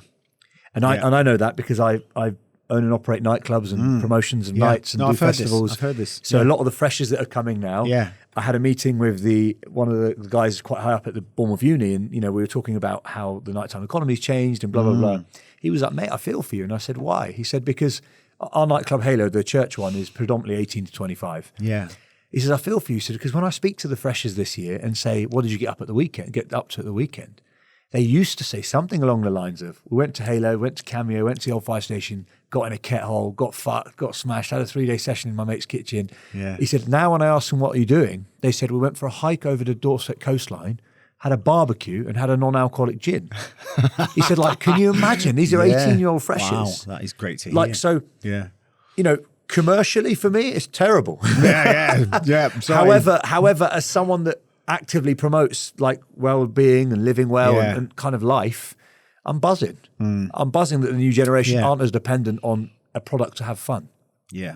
No, absolutely. I can go to a party, I can go to a rave sober and have as much fun as my mates off their head. Yeah. Great way. I always thought I was weird, but as I got older, it's actually I believe I could. Yeah, I believe I could. Just be silly, kind of be yourself. I find that easy.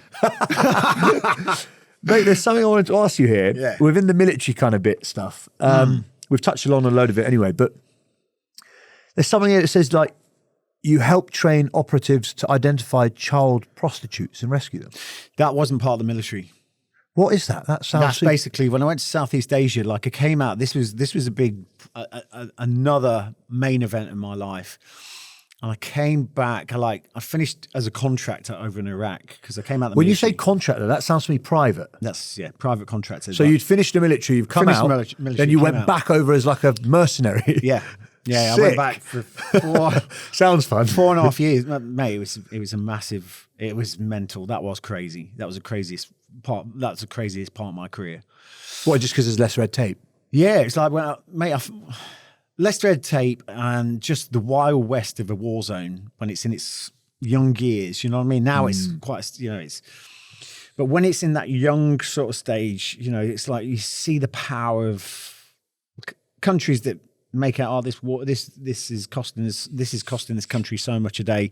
They are making 3 times that amount. I can imagine. Do you know what I mean? They are making so much money. They wouldn't carry on if it wasn't no, making absolutely money. Not Everything's only that, commercial. The whole thing, the shares market and everything. Yeah, they are milking it. We, there's pallets of $1 million coming in. They were flooding the country with money. It was just mayhem. Like we had Saddam Hussein's villas. We actually had his cars. Yeah. We were renting them out. We had a hire car company, armored Mercedes, but they were all Saddam's old cars. It was the Wild West, but the thing for me is like I got attacked when I was first there, and it was the most scariest fucking experience ever in my life. And the reason I say that, look, when I was on the SBS, and I'm quite happy to say this, it wasn't majorly eventful. From an outsider looking in, it was eventful. But, within the military circles and compared to your Afghans and everything today, there wasn't a lot going on. There's a big reason for why I left. You know what I mean? I wanted to be at war every day and there wasn't enough of it. So when I came out, it's like, and I went over to Iraq, I said I was never going back to a war zone. 3 months later, I end up in a war zone. And it was the cash. I earned more in Iraq as a contractor in 2 months than I earned a whole year in the Special Forces. Private, yeah. It was incredible. And that first time I got attacked, it was like the most horrible experience in my life. Attacked in what sense? Well, we were driving a car at 130 k's down the highway. I was protecting 3 cars in front of me, and the militia, 2 cars full of gunmen, attackers at 130 k's an hour. Fuck. And it was a shootout, and it was like, but this is like an incredible story, because for me, like, it was around the time that the statue came down in Firdos Square. The Americans had liberated or invaded. They don't know the difference. Yeah. And, in the papers, Iraq was safe and da-da-da-da. Yeah, the Team America had moved in. It was great. We knew on the ground that it was a whole different story. This was the calm before the storm, as we now know. But for us, as a contractor, you don't make a company money. You allow them to operate in hostile environments. And your value is only appreciated when it's tested. Now, I was head of ABC News security team, and they were looking to downsize. And I was like, oh shit, not only was I, for the first time ever, earning massive amounts of money, but I also knew that if they downsize, there would be consequences. So for me, I was like, I wanted to go and pick up. There was a whole changeover of the staff and everything in the ABC bureau chief. And I knew the new guy coming in was going to downsize security. He was going to, and I was like, I need to be the person that looks him in the eyes and says to him, you're making a big mistake. So I put myself on the job. I went with one other, two lads. This is the whole contracting world. 2 lads bringing in 12 people. It's the wrong way round. Yeah, completely. Completely wrong way round. Even as a civilian. I know exactly. You don't need to be a military strategist to understand that's wrong. But the cash was in control, wasn't it? And so we took the job on. And anyway, the day before, I'm sitting there going, what are the words? When I look this guy in the eye, what are those words, please? You know what I mean? Especially when there's cash involved. It's like, I know your motive, mate. So I was like thinking, and nothing cut it. And so 14 hours on the road, driving the day before to go and pick him up. I had a long time to think. And I was actually driving through Ramadi and Fallujah on the highway going out to Jordan. And I started visualizing. This is where the whole visualizing thing, this is where my spiritual click came in. I started visualizing about all the things that could happen to justify our existence.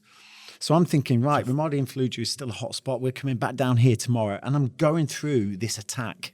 We're getting attacked by the militia. There's a massive gunfight. And I'm living the moment. I've always been able to be that creative type. I lived the moment. I could smell the cordite from the bullets as they're going down. I could hear the noises. I could taste it in my spit. And I'm going through it time and time again, and then thinking, yeah, it'd be great. We'd get everyone out. We'd get back to Baghdad. So I went time and time again, visualized this thing like I was there. Anyway, got to Jordan, picked up the people. Next day, I'm coming back down that road. I'm driving the car. Head hits the steering wheel. I'm that tired. I wake up, and then all of a sudden I look in the rearview mirror as I'm passing Ramadi and Fallujah, and that attack happened. Exactly.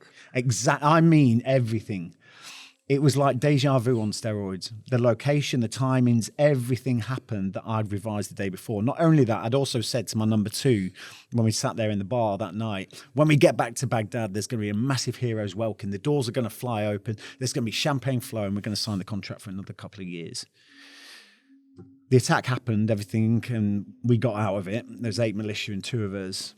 Kept all the 12 people. Kept all the 12 people, got out of the situation. Their car didn't do so well. And I'm like, my head's spinning out after the attack. You know, we'd blown our windows out, shooting through the windows. So 140k winds coming through. Our ears are screaming because of no ear protection and all the loud bangs and everything else.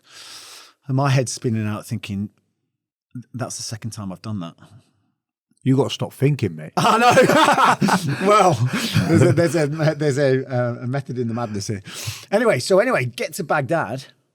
I'd like managed to just get over it. The doors scream open, heroes welcome. I pull up the car, open the door, all the bullets are falling out of the car, all the glass is falling out of the car on the floor. And I'm like, I look up, glass of champagne.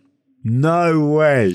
Glass of champagne, bang. I taste the bubbles exactly like I'd experienced. And then we got called into the ABC Bureau's chief's office, who I thought anything can happen here because you just can't go, you know what I mean? It's not the Wild West in that respect. Mate, he thrust his hand out. Your action saved our lives today. Thank you so, so much. Contract. No way. Fact. And that's fucking crazy. That is why. And although I didn't do anything about it at that time, that set me thinking, oh my God, was it coincidence? Maybe even if it was coincidence, right? It set me on that path to understand that the power of visualization, power of positive thought really does have some merit. Everyone's doing it negatively and getting the negative outcomes. Start thinking the other way. Wow. So that was incredible. Thing is, Ty, with the experiences in life, you know, a lot of people, like I think constantly, and I think about, you know, I'm always, every day is a school day. I'll never suss it out. And I never want to, I find it so empowering to really understand who we are. And develop and evolve. And when people have a bad situation, their mentality is, oh, I just want to forget that. I just want to push that as far away as possible and not, I don't want to, you know, that could be a bad relationship. It could be a bad something. But these are the moments we need to embrace because this is where we learn. You know what I mean? And I've had some really profound things that have happened only because I'm choosing to remember and analyze them. Everyone's had them. But are they choosing to think what happened in that moment? So the next time you meet something happens where your brain would usually go, that's weird or that's a coincidence. Sit and think. Sometimes you might not connect the dots, but sometimes you might go, wow. There's a few things, as you said, that's been happening in my life at the moment that it's just triggered me to think about and think, fucking hell. But I really think until you get yourself grounded, you know, if you're sat there whacking processed food down your gut every 5 minutes, drinking alcohol, smoking dope, this, that, and the other, you're never going to have the stable foundation where the things start to line up in front of you. You've got to line yourself up first. Coming back to that whole science piece. Yeah. This is really interesting because people don't understand, right? You know, the technology, everyone knows how a phone works. Yep. But you ask them how their operating system works. I haven't got a clue, have they? But really, how does a phone work? A phone works by tapping into a frequency, and it taps into this very same frequency that's on the other phone, maybe over the other side of the world. We're no different. That phone is a representation of how we are organically tapped into that frequency. Everything in this world vibrates at different states, at different, like this table, everything's vibrating, and that creates a frequency. In that frequency is information. Now, when two equal wavelengths meet, it doubles. Okay. The power of it doubles. Yep. So that really means, you know, we are frequency, we talk, and when two people of the same frequency are talking and communicating, the energy doubles. So we pass that energy across. That's why you feel good when you like talk to people. You get a room of positive people. The energy is incredible. It is incredible. That's why. And it doesn't lie. No, it doesn't lie. And you can walk into a room and go, you know what? I felt the energy was really bad. You know what I mean? You've got someone who's really low. So people can steal that energy because they're a real low vibration. People can lift other people up, but it's just something that you should really appreciate. If you want to go further down the rabbit hole on that, they came up with the Spain scale of emotion, where they put 25,000 people into a room and they were able to measure the frequency of different emotions. Yeah. right? Joy, pain, all these different emotions. What do you think was the most powerful frequency that the human body was giving off? Love? 400 times stronger than love was authenticity. Wow. So what you say and what you do and what you believe is more powerful than anything. That's really interesting. And I really wish people would start to understand this, because I'm tapping into all this stuff now with Bruce Lipton, with Joe Dispenza. This is the true source code of who we are. Not these lumps of meat and gravy that just, you know what I mean? The energy, the funny thing is, a lot of people know it and feel it, but they don't understand what they're feeling. Yeah. So that thing you just said, you know, when you walk into a room, Yeah. like I feel tension in a room very well because I've been in the nightclub industry for 15 years. So when I walk into a room, straight away, whether it's my club or not, I'm like, it's going to kick off over there. And someone's like, hello, do you know? I said, trust me, the next 3 minutes can kick off. Yeah. There's an energy in the room. Yeah. A lot of people feel that energy, but they don't understand it. No, You're they kind of don't. like learning about it, aren't you? Trying to understand what it means. I mean, that world is, there's so much you can learn, but It's funny because I had a guy on a podcast called Joe. You might have seen him, all the tattoos. Yes. The conspiracy theorist guy that yeah. everyone was calling him. yeah. And it's really interesting because what you've said is like a toned down version of what he was saying. He was saying that we're holographic frequency beings and, you know, everything's energy and everything's... Obviously, he took it to a point where a lot of people kind of lost the trail and thought he was going a bit over the top. Yeah. But you're saying it a bit more like this SBS thing you said about, you know, spirituality backed by science. You're saying it in a mode I think a lot of people could relate to. And that's what you have to do, mate. Yeah. You know, you can't take people from here and deliver that and expect you're going to get buy-in. You know, at the end of the day, I mean, I did relate to a lot of the... Of course. A lot of it, I can't, you know, the human mind can't embrace a lot of that stuff. But really, it's just, you know what, I wish people would do this, and this is what we're losing in this society as well at the moment, in this day and age. It's getting worse and worse and worse, and that's freedom of speech. And just like, if someone wants to say that stuff, right, and they believe it, I'm going to appreciate that. I watched a podcast on the plane back from Mallorca with Stephen Bartlett and Neil deGrasse Tyson.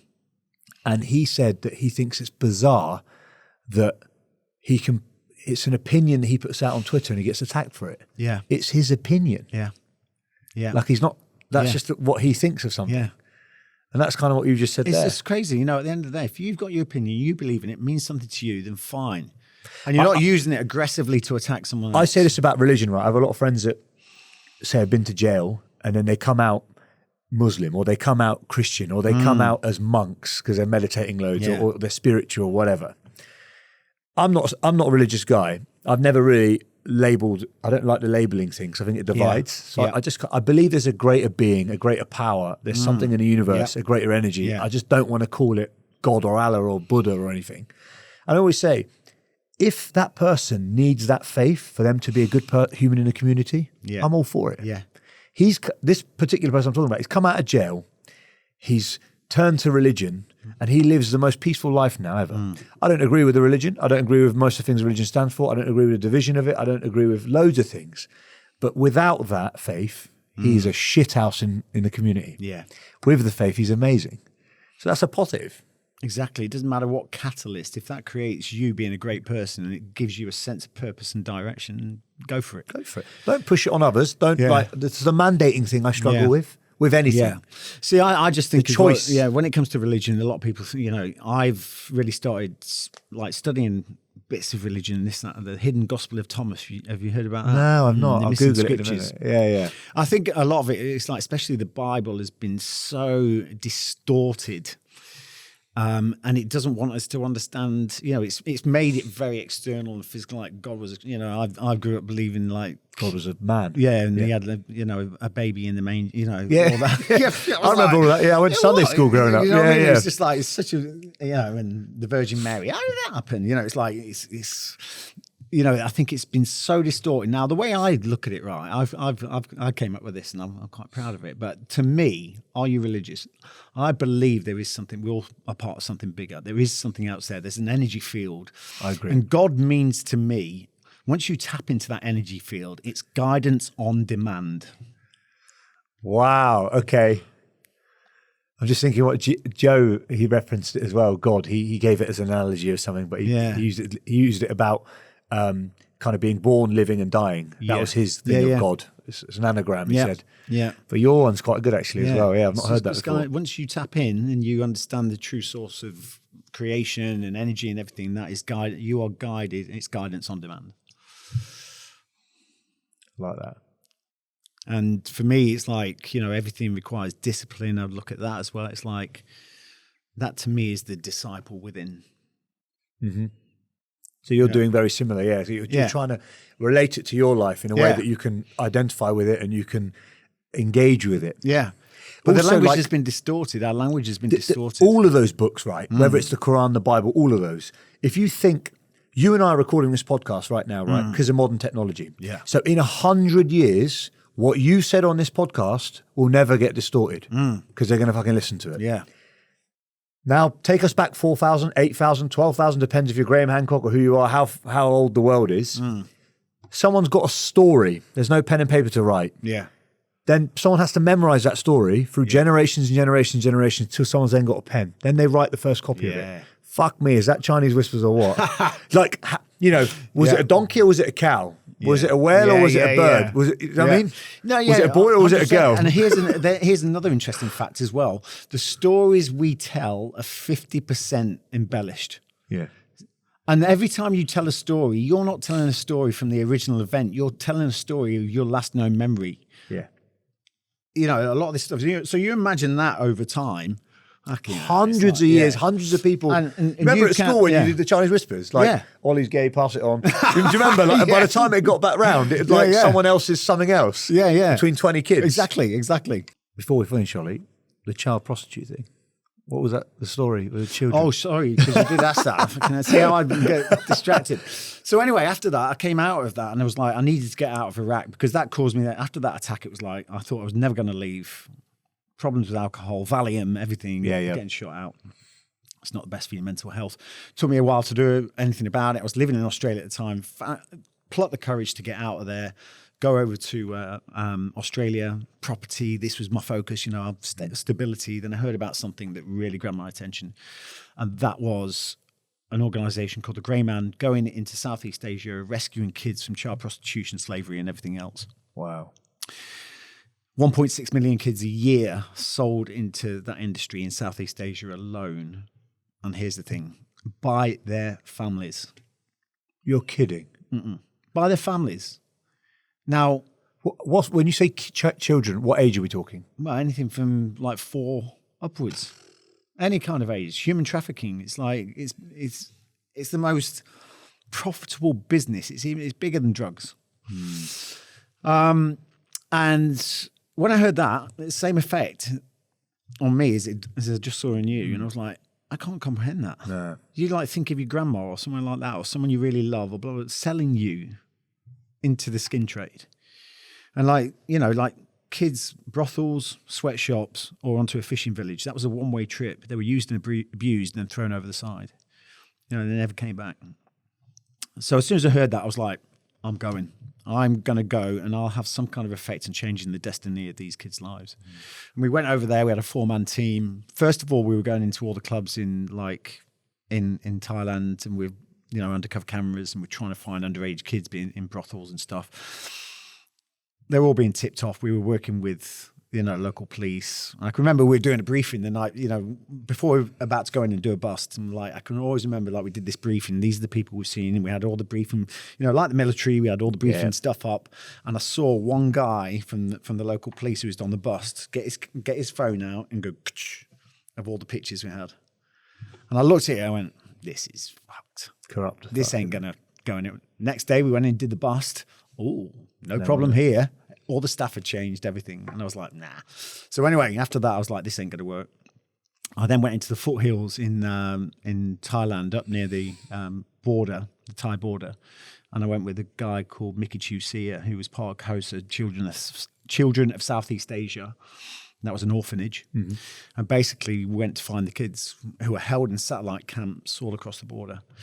And we went and identified these camps, and we got one particular one. There was 22 kids there, which is a lot in the whole in the whole what scheme kind of of things. being held ready to sell? Yeah, basically the cartels would come up. They would recruit them. It's like a recruitment process. They'd come up, say, fishing village, brothel, sweatshop. Yeah. So they come up, do that, and then they go away, and then they come and collect them and take off. So it was our job to get in there, intercept these kids either before the cartels got there or afterwards. And we were having such amazing success. It was incredible. And there's one particular bus that the picture of went back to our HQ in Australia. They were so proud of what we were doing. They gave it to the newspapers, and that went viral all over the world. And before you know it, international incident, Thai government total in defence, saying nothing like that's going on in our country. These guys are a load of crooks, putting the money in their pockets from donations, but don't worry, we're going to arrest them. We're still in country, and I'm like, we're still doing other operations. And I'm like, I get a message on my phone saying, get out now, get out, you've got to get out now. And we managed to escape across the border, managed to get an airport, and then bang, I managed to get back to Australia, and that is where I crashed and burned. And that is when I started, I went on a path of self-destruction. Wow. But the thing that happened for me, I look at the value of everything. I always look at the value. The amazing thing that happened to me in that moment was the first time I did that and realized this is me. This is my true purpose. I couldn't have done that without taking the detour in the Special Forces. Mm-hmm. I couldn't have done it. It gave me the skills and everything to be able to do that job and be selected to do that job. It taught me firsthand the power of helping other people and the value. And us as a society are losing that. We're losing the value. Even in a close-knit sports, like a high Premier League team, in a corporate structure, people are vying for position and they're prepared to step up on top of each other to get there. I teach a lot in my talks about collaboration over competition. The real true meaning, and this is where our language has been distorted to mean something else. The true meaning of the word competition, to strive together. I love that. But we've been taught that we must beat the other person. Two people win when you strive together. Say this one's got the competitive advantage because they've got the experience. They're playing someone less experienced. This person wins, and that's great, but this person learns every time. Mm-hmm. And that's how we collaborate and strive together. Competition is striving together, not beating other people. And you look at the schooling system and everything, it's made as extremely singular. Mm-hmm. It's not about teamwork. It's coming first. The community element is going, isn't it? Yeah, it's coming first in your exams, beating someone on the playing field. Everything's about competition. Collaborate over compete. That's incredible. Yeah. Also heartbreaking about the kids, mate. Mad it was a shame. I mean, it all came crashing down. I thought I'd be doing that for the rest of my life, and it came crashing down. But, at the end, I'll never forget, the kids that we rescued, seeing them in the school uniform with a satchel going down the street, smiling, laughing. Beautiful. And we skim the surface. It's a massive problem. Winds me up, that kind of stuff. Me too. What's next for you, Ollie? Lots of stuff, mate. I mean, I'm with SAS Australia now. Yes. With Ant. Yes.